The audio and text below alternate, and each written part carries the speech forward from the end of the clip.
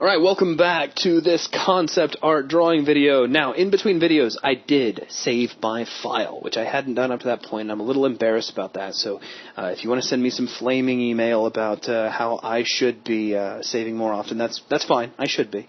But at least I've saved now, so make sure that you take a moment and save as well. Alright, so we've got our base pose in place. We've got an idea of the position we want our character to be in. And now what we need to do is start establishing the volume of the various pieces of the character. Now, this is an interesting part of the process in that really all we're going to do is start mentally extracting shapes, primitive shapes that represent the various pieces of the character. And you're going to find in a lot of cases what you're working with are ovals and squarish pieces, ellipses and rectangles. If you can keep that in mind and look for places where ovals will exist, maybe a cylinder or two, or even a cylinder, if viewed from an orthographic view, a cylinder is really just a rectangle. So if you just keep it down to ovals and rectangles, you can represent the volume of just about anything. Occasionally you'll throw in a triangle if you just really want to get dangerous. So where do we begin? Well, the first thing I'm going to do is take my pose structure and we're going to pull down its opacity. And I don't really need the proportion drawing anymore, so we'll just turn off its visibility and get rid of it. Now something else, and this is just one of those weird Photoshop quirky techniques that not everybody uses, and I kind of like using it. Something I will do sometimes is take my background layer and just double-click it and turn it into a layer that I will name background. So now it's no longer locked, and I can move it around, do things with it. But I will create, and this is not always, this is just a personal thing. Create a group, just a folder, and call this, I've called it sometimes detritus in the past. And that just means junk. And so we can take our notes and our proportion, and we don't really need them anymore, and put them both in this folder, and then take that and drag it down behind the background. So now everything is still nice and organized up here on top, and you know just at a glance that anything that's in the background is something you're not using right now and that you're saving for later. You can even turn the visibility off, but of course because it's behind the background, it doesn't really matter. It's just kind of a storage area for something that you don't necessarily want to throw away, but you don't need right now either. So anyways, now that we've got our pose in place, let's create a new layer, and we're going to call this volume structure. Alright, so now, how do we go about this? Really, all we're going to be doing is drawing a series of very basic shapes, very loosely and very quickly across the surface of our pose. So just draw right over it. So let's see, we've got our volume layer selected. I'll just start off with the shoulder. It doesn't really matter where you start off, but if you need a tip, if you just can't jump into something without some sort of procedure, start with the parts of the character that are in front. Work from the front to the back. In this particular case, one of the foremost things in front of us is the arm. The arm would actually lay over parts of the torso right here, so keep that in mind. Would anything lay over the arm? Well, not at this point, so that's fine. We'll start off with a shoulder, and apparently I have the lasso selected, and you can't really draw very well with the lasso, so I'll get the brush back out. And I'm going to zoom in a little bit. Not that much. Something to right about here. And all I'm going to do is just draw a really rough circle that represents where the shoulder is going to be. Now from the shoulder we go down into the bicep, and the bicep, if you were to really simplify it, is just an oval. So just draw some sort of oval shape. It doesn't have to be pretty. In fact, the less pretty it is, the faster you can get it done. And fast is really going to be your key. Your elbow, just go ahead and make another circle. Now, our forearm is a little bit interesting because, most people's forearms, there's a lot of different shapes for forearms, but this guy's got these long, kind of slenderish arms where most of the muscle of your forearm is located up by the elbow. And you have less and less muscle as you get down to your wrist, such that really the only muscles right at your wrist are kind of in between the bone and, tucked out of the way. So long story short, your forearm gets skinnier as you go down. So what we could do, if you wanted to, of course, you could just draw a cylinder, but if you want to get that nice S-curve kind of natural shape for the forearm, think of it like two parts. Just mentally extract two surfaces out of it, where you have an oval up here where your big bunch of muscle is, and then a cylindrical piece, or in this case kind of a shapely rectangle, on the bottom. And then you already start to get that sort of forearm curvature where you have that muscle at the front of your forearm that operates all your fingers, and then you've got it kind of thinning out toward the wrist at the bottom. Very, very easy. Now for the hand, this diamond shape that we've got is actually working really well. You can already kind of see a little bit of a fist, I guess, implied there. So what I'm going to do is kind of elaborate on that just a little bit. So we'll start with the back of the hand. We'll still keep this fairly diamond-shaped, but I'm going to bring it up a little bit in the back and then add kind of another edge. So you can kind of see that the hand is curved back a little bit, like a gorilla would, leave his hand hanging down with the fingers kind of pointed back, that sort of thing. So just already, right here with just the arm, we've already got an interesting representation of what the volume of this is going to be like. So we got the foremost object in front of us. Now let's take one step back, and that takes us to the torso. Now why am I picking on the torso? Well, he's got this big belly, and his belly kind of drips down over his waist. So we'll draw the torso next, and then we can do the waist, and then do the legs from there. So we've already got this general shape that we want for the torso. I'm just going to refine it a little bit and bring it closer to the look that I've got in mind. So I'm thinking he should have a little bit of pectoral muscle. So we'll add a little bit of shape here, and then we'll squash this down to the rib cage, and then pull it straight down. Start to get into this big, paunchy pot belly, which we'll just curve around. And we could, if you wanted to actually start worrying about line drawing, we could start to, create the crease of the big tummy there. So it's not something I really want to dwell on too much, but we'll get it in because he does have this kind of, jelly bean shape where we pinch in a little bit right at the waist because he really has no lat muscles. He's not much upper body strength, but he's got a bit of a love handle. So we're kind of accentuating that. And then we'll just curve back out. And as soon as we get back behind this oval that we did for the arm, we can stop. We don't need to keep drawing that. If you wanted to, you could, but in the end, that's going to be completely covered up by an arm anyway. So why not go ahead and stop? So let's take a look at the top area. We can raise this up at the collarbone and then kind of come to a pinnacle where the spine and the neck would meet, and then just bring it back down. And so we have a very basic shape for the torso. Now, if I were you, I would go ahead and recreate this center line even at this point. Keep this line of symmetry for the shape always on hand, because as soon as you hide your pose structure, that line would have disappeared if we hadn't redrawn it. So go ahead and create that. I've already got a little bit too much definition here. Generally, I usually don't have that much definition like what I have here for the pectoral muscle. I usually don't go that hardcore when I'm at this stage of the game. But because we had a shape for our original jelly bean shape for the torso already so well thought out, I'm just kind of feeling it as I go through. So make a judgment call. If you kind of like the shape you're going with and you want to go ahead and refine it a little bit further, go ahead and do that. Now, we could maybe draw a circle right about here about where the belly button's going to be. So you can already start to get an idea of how things are lining up. So let's follow our pattern, and you take a look at the waist. Now, what does a waist piece look like? If you really simplified it down, if you have a hard time envisioning one, think about a pair of underwear. If you just picture a waist, your pelvic area as a pair of underwear, then if you simplified that down, it's really kind of a more very triangular. And so let's just kind of start there. We'll start off by creating a little triangular piece. We'll just create down here that just, droops down, just like so. Now, if you want to accentuate that a little bit, we can give him a little more volume for his bottom. And then maybe give him a little bit of volume here at the crotch, which is not really going to matter because he's going to be wearing a loincloth, but just giving this kind of volume will help you figure out, how things are positioned and whatnot. And then we can really kind of start turning this into a piece of underwear, or that style of shape, by taking out this angle, this straight triangular angle, and just kind of sharpening that a little bit. And then you can already just kind of see, just turn the waist area into that sort of underwear shape. And does it look good? No, don't worry about it looking good right now. You're just, again, trying to get this volume in place. So we've got this sort of underwear-like piece in place. Let's go ahead and do the left leg first, because the left leg is going to be in front of the right leg. And the upper part of the leg, it's really just a big oval when you think about it.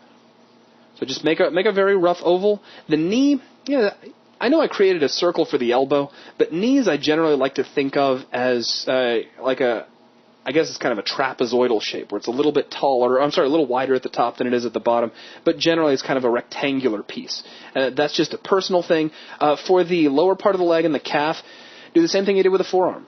Create an oval, which is going to be your actual calf muscle, and then you can attach that down to the foot with another rectangle. And you already start to get implied, that separation between the musculature of the calf and the thinning down of the shin bone down in toward the ankle. Now, also, I would go ahead and create a small sphere that designates where the ankle is going to be. And then for our foot, let's just go kind of very much like we did the hand. We'll take a similar shape to what we have, but we'll accentuate it just a little bit.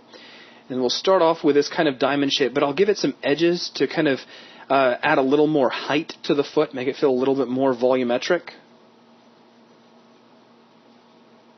and maybe make it come out a little bit more on the outside, because if you take a look at your foot, if you aim your foot directly forward, you're going to find that the inside of the foot doesn't come out as far as the outside of the foot where you have all these toes attached.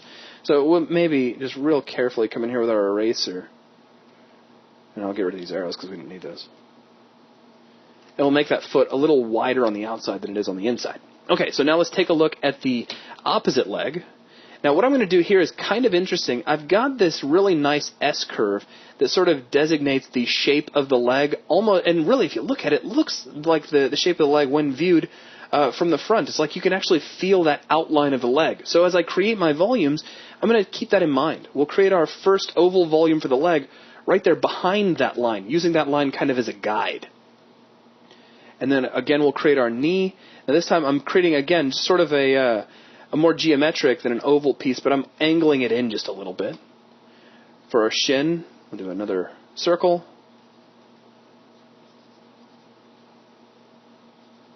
And then a little shin bone at the end, and now we're back to the foot. Now this is where, it really just kind of comes down to style. We'll keep it simple again for now, but we'll taper it down, and I'll bring it up for the toes. And this is a technique that I don't think anybody ever told me this name, and if they did, I've forgotten, but this is kind of like the classic Disney foot, where it just kind of gets kind of big and bulbous like a clown shoe up here at the toe, but then stays pretty thin down here at the bottom. So that's just me. I like that kind of look for this guy because I want his feet and his hands to be a little bit oversized. If you're doing a more human foot, you might want to look at some references of human feet, how you get the top part of the foot that comes down into the toes and whatnot, but that's really not what we're going to be doing here.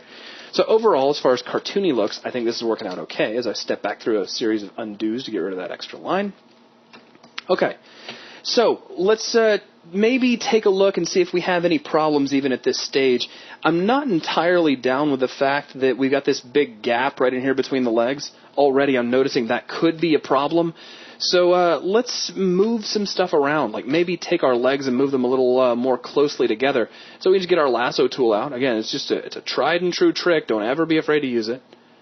And even if you overlap, don't worry. Things are supposed to look rough. Let's hold down Control, and we'll work this in a little bit further, which in the cool part about that is it'll give us the ability to kind of draw a little bit more of his rump, when we get to that. So you'll see that a little more accentuated.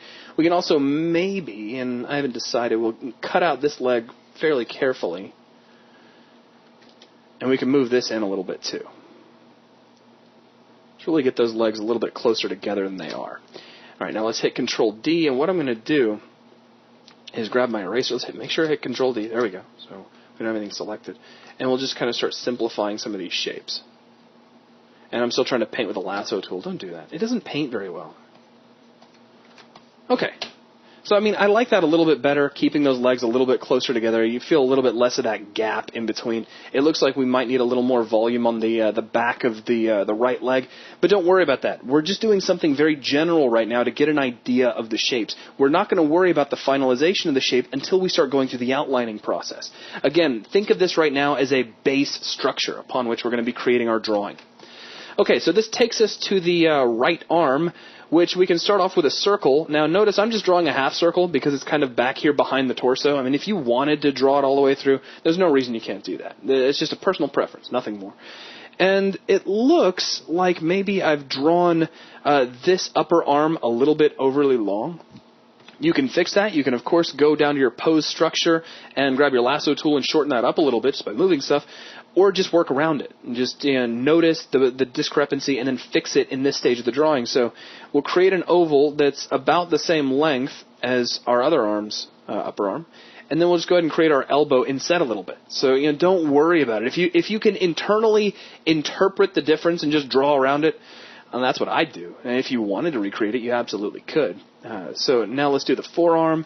So we'll draw that initial circle for where that's going to be. Now, I don't really mind. You'll notice that this forearm has a lot more volume than this forearm. And I'm kind of looking at the position of the hand and thinking to myself, when you bend your hand in like that, your arm does kind of bunch up a little bit. Your forearm, that's like how bodybuilders flex their forearm, as they curl their fist down. So his fist is curled down a little bit. If that got a little bit fatter, it might be okay. But again, though, just as a reminder, don't worry about it at this point, because we're going to create our outlines and decide if this volume model is actually working for us. So there's a little bit of muscle. That hand is also maybe just a little bit too far away, like we made that forearm just a little overly long. I'm just going to draw around it. So we'll create our little kind of, I guess modified square shape or rectangular shape for our forearm. And then I'm just going to recreate my hand shape a little bit further down. Now that might be a little bit daunting if you're completely new to drawing. So please, by all means, if you realize your arm is completely out of whack, if it makes you feel better, take a moment, go back down to your pose structure layer, grab your lasso tool, and just fix it. You can grab this guy, hold down Control, and you can shorten that arm up really quick. Hit Control D, grab the forearm, and then hold down Control. Hold on Control, and then shorten that up a little bit as well. So really, really quick and easy, whichever way you want to do it. Now, again, in my case, I just drew around it. Just kind of, work your way around and do what feels right. And you'll find a lot of artists working this way, and a lot of concept art that you see, you can still see these remaining lines remaining behind, like as you kind of change your mind throughout the process. Those are called pentimento, which translates to the changing of the mind. So, and you'll even on Michelangelo's work and Leonardo's work, you can still kind of see those lines where they thought maybe the foot should be here, and then as they were drawing, no, let's move the foot over here. And sometimes leaving those looks pretty cool. But in our case, since they're on a layer, we can make them all disappear at will. Okay, so now let's go back to the volume of the head and start getting this a little bit more finalized. So I'm going to kind of recreate, and make sure I don't have anything selected. Let's recreate this structure that we have for the head. Now, I was on the wrong layer right there. Make sure you're drawing on the proper layer. So we'll draw our initial volume and then our secondary volume. Always, always, always, if you're confused about how to draw something or the shape that it should have, try your best to mentally extract simple shapes from it. Take a look at, like your hand. Take a look at your hand. Like, stop what you're doing. Look over at your left hand right now. What kind of shapes do you have from your hand if you're just looking right at the top of your hand with your fingers splayed? Well, your palm kind of forms a tall rectangle, and then each of your fingers are rectangles in and of themselves, at least from that perspective. Now, internally, we know that they're actually, rounded boxes and cylinders, but that's not important. That kind of thing is only going to be important when we get to shading and where lighting is coming from.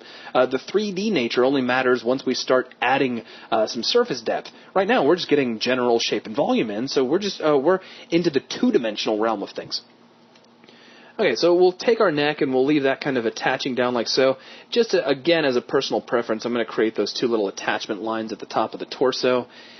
And this is working out okay. I like the suggestion here, but maybe we can take the cranium and pull that down a little bit. The pinching sort of separation here, I think, is actually going to work out pretty well for figuring out where the eyes and the ears are going to be. But I don't want to get too far ahead of myself, so let me undo and we'll remove those. So overall, I think we've got a nice representation of where our volume is going to be. We may need to make adjustments to this, but that's actually going to come in the next stage of the process, which is where we're going to create our initial outline of our drawing based on this volumetric structure that we've created. So that's going to wrap things up for this video, and in the next video, we're going to start the process of creating our outlines.